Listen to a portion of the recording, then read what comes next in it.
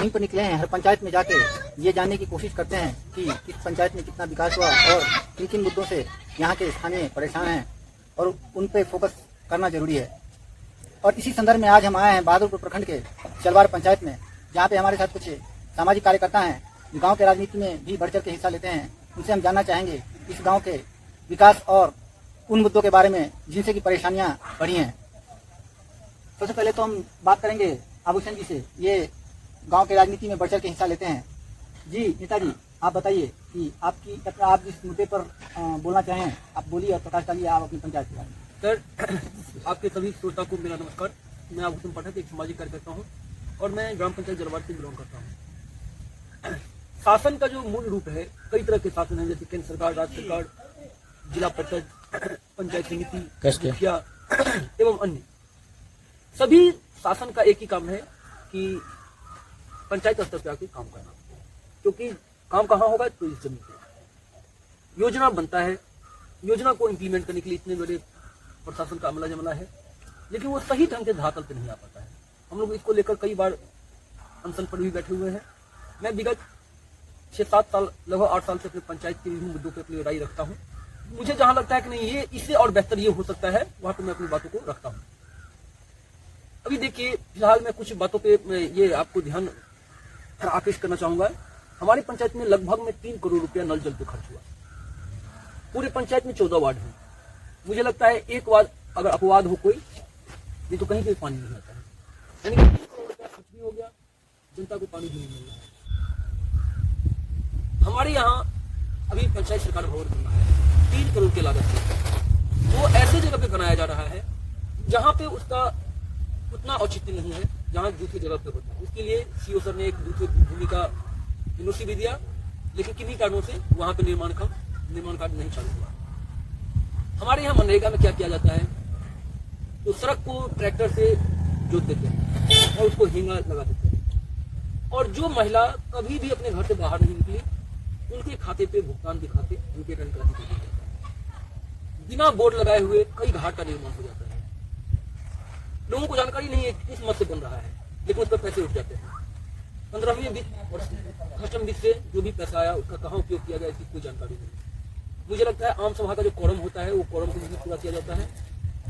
सिर्फ प्रशासन जो है वो अपना पीछा छोड़ना चाहता है, भाई पैसा दे दिए आप खपत करो, हमारा कमी काम। मैं ये नहीं कहता हूँ कि सभी प्रशासनिक अधिकारी इसी तरह के हैं, लेकिन बहुत सारे लोग इस तरह के हैं जिनको इस सबसे कोई मतलब नहीं कहाँ पर बेहतर होगा, इसको अगर कहीं दूसरी जगह इस सेटअप को डाला जाएगा तो कितने लोगों को फायदा मिलेगा, इस सब पे उसका कोई ध्यान नहीं रखता है। रहता है कि कैसे उस पैसे को सरकार के खाता से जनरल यूज कर दिया जाए और उसमें बंदर बांट कर दिया जाए, फिर काम कुछ नहीं हो। सरकारी जमीन का अतिक्रमण, सरकार कहता है कि हमारे पास ये है, लेकिन हमारे समाज में ही नहीं, प्रत्येक जगह सरकारी भूमि का बहुत सारे लोगों ने अतिक्रमण कर रखा है। अभी देखिए 2006-07 में 2011 में हमारे यहाँ अतिरिक्त प्राथमिक स्वास्थ्य केंद्र का स्थापना हुआ। अभी वो भवन विहीन है। इस बीच में जो बहादुरपुर के पीएससी प्रभारी है उनसे हमारी बातचीत हुई। उन्होंने कहा कि आपके यहाँ के लिए काफी सामग्री आया है पीएससी के लिए, अतिरिक्त प्राथमिक स्वास्थ्य केंद्र के लिए, लेकिन बिल्डिंग नहीं, भवन नहीं। अब इसको प्राइमरी ऑब्जेक्ट मान के काम करना चाहिए, उसके लिए उनके पास कोई व्यवस्था नहीं है। और पंचायत से विकास भवन का पैसा आ गया, उसको कहीं भी यूज करके उसको ये कर दो जो 1 साल में 2 साल में टूट जाए, पैसे का बंदर बांट। इस तरह से यहाँ पे बहुत सारी खामियां हैं, जिस खामियां को दूर करने के लिए समाज के पंचायत के लोगों को आगे आना पड़ेगा। कुछ चीज बदलाव के लिए कुछ अपना निजी स्वार्थ त्याग करना पड़ेगा। जब निजी स्वार्थ त्याग करेंगे तभी पंचायत का चुनौती विकास हो जाएगा। ये नहीं कि मनरेगा में मैं अपने परिवार को छानने का नाम लेके, अभी मैं आपको, अभी तो मैं लिस्ट नहीं मेरे पास है घर पे है, लेकिन मैं आपको दिखा दूंगा। ऐसी ऐसी महिला है जिसको मैंने आज तक घूंघट से कभी बाहर नहीं देखा है। वो महिला मनरेगा मजदूर है। और जो गरीब है उनको मजदूरी नहीं मिल रहा है, जो गरीब है उनको मजदूरी नहीं मिला है। ये मजदूर वर्ग से आते हैं, ये मजदूर वर्ग से आते हैं, इनको मजदूरी नहीं मिल रहा है। और जो कभी जीवन में मजदूरी नहीं किया उसको मजदूरी मिल जाता है।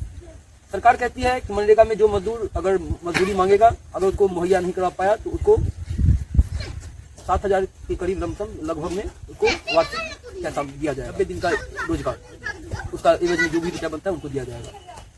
यहाँ पे लोगों को मालूम ही नहीं है कि कैसे उसका उपयोग करेंगे, कैसे उससे बेनिफिट लेंगे। लोग इसके बारे में नहीं जानते हैं। हम लोग, आप तो सामाजिक कार्यकर्ता हैं, आप जागरूक कीजिए लोगों को। जागरूक करने का प्रयास कर रहे हैं, लेकिन बोले कि बहुत सारी बंदिशें होती है समाज में, पंचायत में बहुत सारी बंदिशें होती है। यहाँ पे जो तबका शासन में रहता है वो इसका अपना जागीर मानता है, कुछ लोगों को लेकर लूट खसोट की सारी कार्यक्रमों को चलाता है। जो लोग लूट खसोट से फायदा लेते हैं वो आगे रहते हैं, वो किसी से मार करना, किसी पर केस कर देना, किसी पे कुछ कर देना। तो जो कमजोर तबके के लोग हैं, जो ये बदलाव भी करना चाहते हैं, वो इस सबसे पीछे हट जाते हैं। बोलते हैं क्या फायदा मिला है, हम लड़ते रहे, हमसे केस हो जाता है, हमको मारने लगता है, पीटने लगता है, वो पीछे हो जाते हैं। अब वो जैसे पीछे हुए तो उनको पूरा खुला राज मिल गया, वो अपने मन मुताबिक काम करने लगे। सोलर लाइट की जहां आवश्यकता है वहां पे नहीं देंगे, जो उनको वोट करवाता है या जो उनके पीछे पीछे गाड़ी पे बैठा के घुमाता है या जो उनको मनरेगा में उनका काम करवा देता है, जुतवा देता है, खेत जुतवा देता है, जो पोखर का अतिक्रमण कर लेता है, जो सरकारी विद्यालय को यूज करता है, वो लोग उनके पीछे खड़े रहते हैं, वो मार करने के लिए आगे रहते हैं। तो जो सामान्य वर्ग के लोग हैं, जो अपने यहाँ बदलाव करना चाहते हैं, वो उसके पीछे हटने लगते हैं। बहुत सारी बातें हैं जो, और ये मेरे ही समाज में नहीं, मेरे ही पंचायत में नहीं, मोर देन सभी पंचायत में ऐसी ही हालात होते हैं। हम लोग अपनी तरफ से पूरी तरह से प्रयास करते हैं कि नहीं बदलाव आए, इसके लिए निरंतर हम लोग आवाज भी बुलंद करते हैं। फिर 9/12/2024 से हम लोग फिर आमरण अनशन कर रहे हैं पंचायत के कई ज्वलंत मुद्दों को लेकर। और हम लोग चाहते हैं कि नहीं, अगर हम इस समाज के बच्चे हैं तो हमारा ये ड्यूटी बनता है, कोई रहे या ना रहे, मैं 1 2 3 4 5 ही रहूंगा, 5 से अपनी बातों को आगे रखते रहूंगा, जिला प्रशासन के समक्ष अपनी बातों को रखूंगा। तो आप गत 9/12/2024 से आमरण अनशन पर बैठे हैं जी, कहाँ पे बैठे हैं? धरना स्थल पोलो मैदान, जिला मुख्यालय लहरियासराय में। और सर एक चीज और मैं जानकारी देता हूँ कि बड़े दुख के साथ ये कहना पड़ा है, दुर्भाग्य है हम लोगों का कि हमारे पंचायत में 4 लोगों का फर्जी खाता खोल करोड़ रुपया गमन हो चुका है। उसको लेकर बैंक के मैनेजर भी गए थे जेल में, उसको लेकर एक पूर्व मुखिया हैं, उन पे 18/5 की कार्रवाई हुई। ये जिसको लेकर ऑलरेडी 2018 केस नंबर 2018 ऑलरेडी दर्ज है। हमारे यहाँ 3 डीलर ने 2,81,00,000 रुपए का अनाज गरीबों का अनाज गबन कर दिया, जिसको लेकर हम लोगों ने काफी ये किया, जिसको लेकर भी मामला दर्ज है 74/19, जिनसे उन डीलरों से रुपये रिकवरी के लिए केस चला है, तेहरीर का मुकदमा चला है। तो हम अपनी तरफ से प्रयास में लगे हुए हैं कि कैसे बदलाव हो।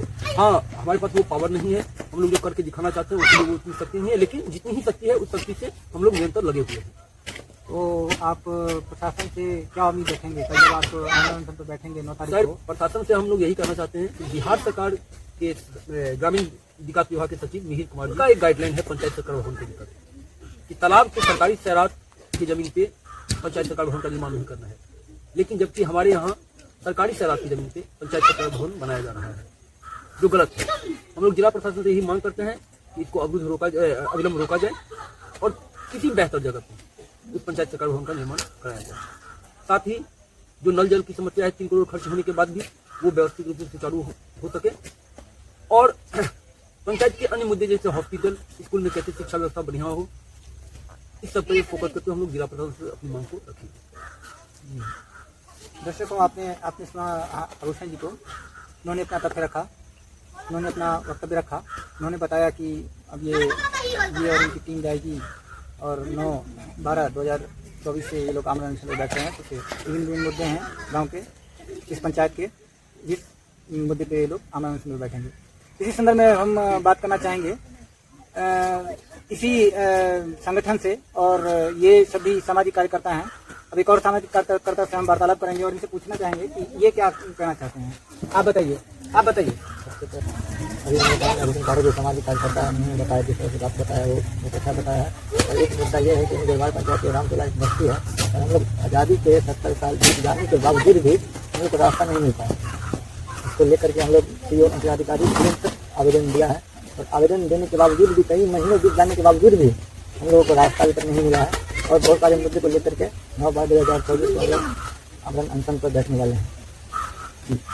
आप अभी तो बोलिए हैं पंचायत के बारे में। हम लोग को 74-75 साल आज़ादी का हो गया, अभी तक हम लोग को रास्ता नहीं है। महादिल्ली को सताया जाता है, अगर कोई भी कंप्लेन करते हैं आगे पहले ही कहेंगे कुछ दबंग लोग की मारेंगे, पीटेंगे, धमकाते हैं। इस लेकर विकास होता ही नहीं है। इतना मतलब कि भ्रष्टाचार है परिवार पंचायत में, तो खास करके जान देंगे।